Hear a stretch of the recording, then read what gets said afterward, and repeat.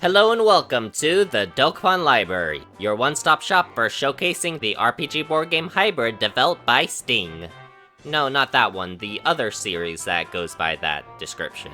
On September 25th, the Steam version of Dokapon Sword of Fury was updated from version 1.1.2 to 1.1.3. This update mainly focuses on a few bug fixes, so there isn't anything major with these patch notes. With that being said, let's go over them. Fixed an issue where the game could become unprogressible if the effect of the Anubis sword was triggered during battle without equipping offensive magic. The Anubis sword is one of the many weapons found in Sword of Fury. It's also a weapon that has a special effect. When attacking in battle, the cursed weapon will occasionally override your attack input and randomly choose one of the attack options for you. This includes offensive magic. However, even if you don't have any offensive magic, the Anubis sword would still be able to choose the offensive magic option. And when it did that,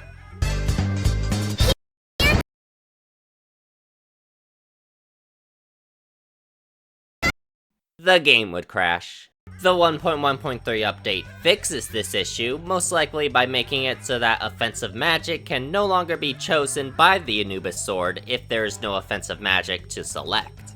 Fixed a bug affecting the data of enemies that use the special skill, Transform. Transform is a skill unique to specific monsters that lets them transform into an identical copy of the player. For this example, we'll use the Doppler monster. Note how when it uses Transform, it is still called Doppler in the turns after the transformation. However, if we restart the game and load the autosave, for some reason it's now called Goblin. When it surrenders, it's called Goblin, and when it drops an item, it says a Scorpion dropped it.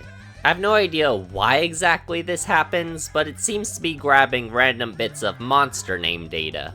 The 1.1.3 update fixes this so that even after reloading the save, the Doppler name is still kept in place. Fixed an issue where the wrong character icon was displayed when the language setting was set to English. This is an issue we've covered in previous updates, but it has finally been fixed. As a refresher, certain character icons for the alternative character colors did not accurately reflect the colors of the overworld sprite.